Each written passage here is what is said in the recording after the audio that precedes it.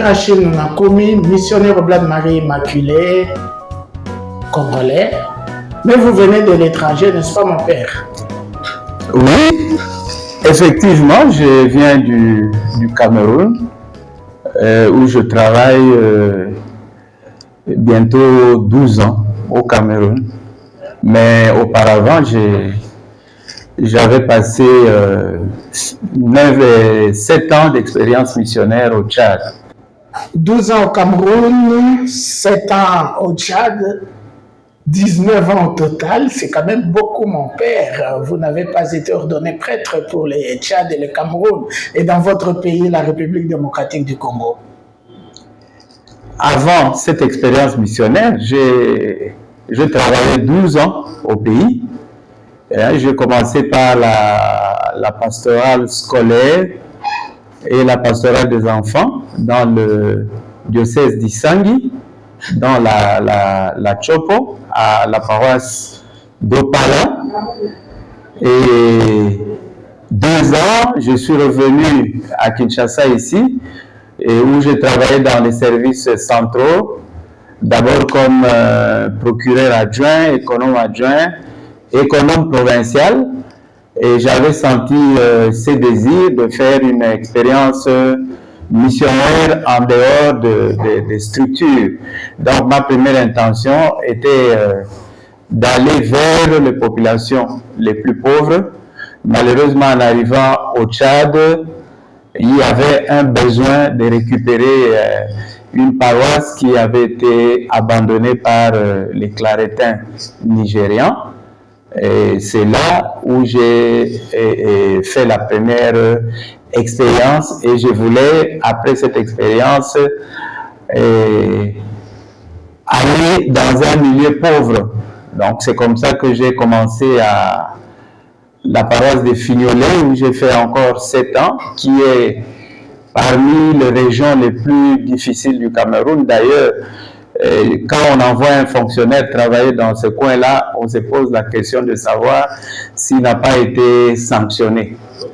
Et voilà une première expérience au Cameroun, et la deuxième à l'extrême nord, où on vit encore une situation de résilience. D'abord, on se trouve dans une région où les conditions climatiques sont très dures, très difficiles, et problème d'insécurité encore avec la situation de la secte Boko Haram. Et je voulais faire cette expérience-là, et je suis à ma 5e année dans la paroisse Marie Immaculée de Mokolo, dans la cité de Mokolo. À vous entendre, Père Achille Nakoumi, c'est comme si vous décidiez d'aller vivre les situations difficiles. Vous allez où il y a les pauvres. C'est un choix bizarre. Mais justement, une partie de notre charisme comme Oblat, des spécialistes des missions difficiles. Donc c'est ainsi que je me suis engagé là-dedans, et surtout la situation de l'extrême nord du Cameroun, où il y a une résilience de tous les jours, et ça fait plaisir, malgré la souffrance des gens, d'accompagner ce peuple qui a besoin de missionnaires qui les stimulent à aller de l'avant, surtout que avec la secte Boko Haram, les Européens sont partis. Et ça, pour moi, c'était un défi, puisqu'en arrivant au Tchad, j'ai écouté un évêque Oblat, qui me disait à l'époque que ce n'est pas puisqu'on est africain qu'on peut faire la mission en Afrique, puisqu'il estimait que les Africains étaient incapables de faire face aux missions difficiles en Afrique en dehors de leur pays. Donc c'était aussi pour moi une manière de relever le défi de missions difficiles, accompagner les peuples qui au début dans les diocèses on disait que la mission consistait à mettre l'homme debout vu les conditions difficiles de la population, mais aujourd'hui nous ne sommes plus dans cette situation. nous faisons la pastorale et nous nous engageons dans le travail de développement et de l'autofinancement pour permettre au diocèse d'arriver à vivre avec les moyens locaux, les moyens de bord.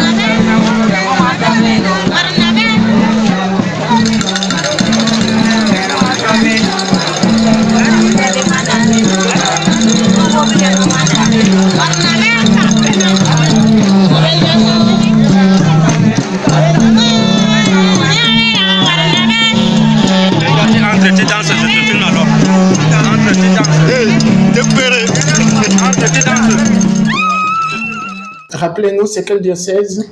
Je suis dans le diocèse de Maroua Mokolo.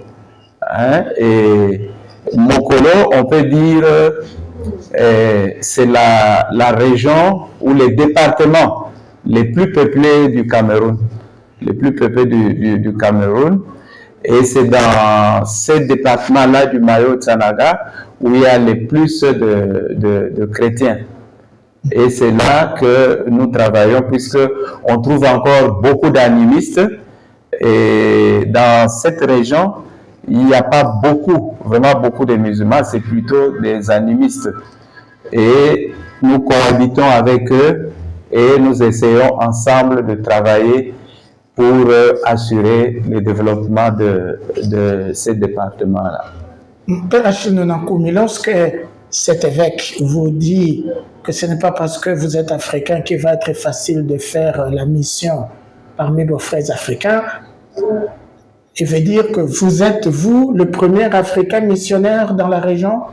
Je ne suis pas le premier. Avant moi, il y a eu des Africains missionnaires là-bas, des Nigérians, des Camerounais et même des Congolais. Et il a trouvé que dans son diocèse, après une année, 2 ans d'expérience, il demandait d'aller ailleurs. Et moi-même, je me souviens, quand je suis arrivé à Fignolet, il y a un missionnaire polonais, quand il a voulu savoir si je connaissais la région, je lui ai dit que je partais pour la première fois. Il s'était dit que celui-là, ce Congolais-là, ne fera pas 3 mois, il va retourner. Et lui-même l'a révélé une année après.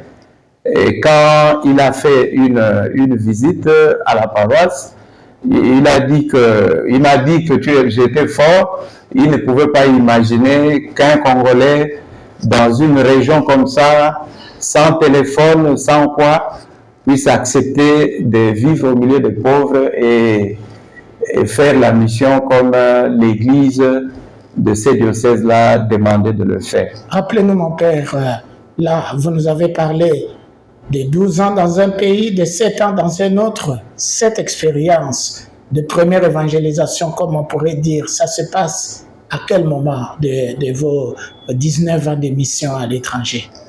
Ça, c'est au début ou c'est maintenant? Non, c'est au début. Au début, quand je suis arrivé au Tchad, mais au Tchad, j'étais à la capitale, la situation ne se posait pas, puisque cet évêque-là était au sud du Tchad. Mais la première expérience la plus coriace, je l'ai vécue dans le diocèse, l'archidiocèse de Garoua. Ça, c'est au Cameroun. Au Cameroun, dans le département du Faro. Et c'est là où je disais d'ailleurs que quand on envoyait un fonctionnaire dans ces départements-là, les gens se posaient la question si ceci ne s'agissait pas d'une sanction. Et même moi-même, quand les fidèles ont appris que je venais d'une paroisse de la capitale, ils voulaient savoir si moi-même je n'étais pas sanctionné pour partir de la capitale et aller travailler dans une région où les routes, il n'y a pratiquement pas de routes, où il n'y a pas d'électricité, où il n'y a pas de moyens de communication. Donc ça, c'était cette année dans l'archidiocèse de Garoua. Et maintenant, depuis 5 ans, j'ai fait une autre expérience dans le diocèse de Maroua-Mokolo. Là, il y a moins d'animistes, moins de musulmans, plus de chrétiens, plus de missionnaires, plus de prêtres peut-être. À Garoua, l'archidiocèse de Garoua a beaucoup plus de prêtres que les diocèses actuels de Maroua-Mokolo, où on trouve plusieurs congrégations religieuses. Et puis, il y a aussi la montée des prêtres diocésains. D'ailleurs, le samedi, il y a 4 prêtres. Donnez des dates. Nous sommes aujourd'hui le 30 juin 2025. Oui, nous sommes le 30 juin, le 28 juin. Oui. Il y a eu les ordinations à la cathédrale Notre-Dame de l'Assomption de Funangue à Maroua, où il y a eu 3 nouveaux prêtres diocésains et un prêtre jésuite originaire du diocèse, précisément de la paroisse de Salac, qui était ordonné. Il y a aussi des vocations oblates par là? Dans les diocèses, oui. Et à Mokolo, par exemple, puisque Mokolo, le département de Sanaga, en grande partie, c'est l'ethnie Mafa. Et chez les Mafa, nous avons déjà 3 oblats, 2 prêtres et un scolastique qui est en théologie aux Philippines. Donc, l'année dernière, il y avait eu aussi 3 prêtres oblats originaires du diocèse de Maroua-Mokolo qui étaient ordonnés prêtres. Donc, il y a des vocations, il y a quelques vocations, oui. Donc, je pense qu'on peut aller de l'avant. Mais dans l'ensemble de la province du Cameroun qui regorge le Cameroun, le Tchad et le Nigeria, il y a beaucoup de vocations. Cette année, le 26 juillet, je pense, si je ne me trompe pas, nous allons avoir 12 nouveaux prêtres et 2 diacres qui seront ordonnés à Garoua. Là, vous parlez des missionnaires oblats de Marie. Les missionnaires oblats de Marie Immaculée. Et pour les autres congrégations, pour les diocèses, beaucoup de vocations aussi. Il y a des vocations, il y a les ordinations chaque année dans les diocèses de Maroua-Mokolo. Mon père, est-ce qu'il y a d'autres missionnaires congolais ou congolaises dans la région, que ce soit au Cameroun, que ce soit au Tchad? Oui, mais au Cameroun, c'est plus, et surtout dans notre diocèse, nous avons plusieurs religieuses et plusieurs prêtres missionnaires congolais. Je peux citer de mémoire comme ça. Nous avons les Joséphites de Moueka, qui sont tous congolais pour le moment. Et nous avons les pères du Saint-Esprit, les spiritains. Et là, pour le moment, il n'y a pas de Congolais, mais on retrouve quand même des scolastiques camerounais qui ont étudié au Congo. Et nous avons également le Palotin, mais là, pour le moment, il n'y a pas de Congolais qui travaillent là-bas. Mais chez les religieuses, on a les sœurs de Saint-Joseph de Cuneo, on a les missionnaires de Saint-Vincent de Paul, là où on trouve des Congolais, on a les missionnaires du Christ, et il y a d'autres congrégations qui sont du côté de Maroua là-bas, où il y a beaucoup de Congolais également. Vous parlez quelle langue à l'église là, mon père? À l'église, nous célébrons dans les grandes villes, on célèbre en français.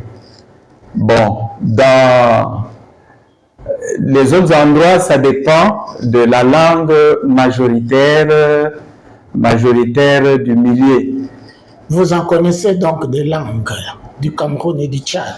Le plus important, c'est de célébrer dans une langue. On peut célébrer dans une langue sans forcément donner des enseignements dans ces langues-là. Mais on célèbre, par exemple, au Tchad, là où nous étions en ville, à la capitale, même en N'Djamena, là tout le monde célèbre en français. Et on célèbre en français, mais on a un interprète pour l'homélie. Et c'est ce que nous faisons exactement. Par exemple, dans ma paroisse, je célèbre en français, sauf dans une communauté où je suis obligé de prendre une grande partie de la messe en mafa, mais les catéchistes font la traduction quand je fais mon homélie. Père Achille Nonakoumi, combien d'années déjà de sacerdoce? Et le 11 septembre de cette année, j'aurai 31 ans de sacerdoce. Plus de la moitié en mission. C'est ça. J'avais fait 12 ans ici, dans le pays, 2 ans dans la pastorale directe et 10 ans dans les services centraux. Et maintenant, le reste, je les ai accomplis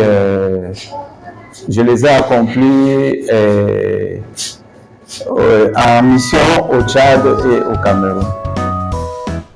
Alors, vous dites juste au revoir en langue mafa? En langue mafa, on dit Sikumba, merci pour l'interview. Merci mon père. Je vous en prie.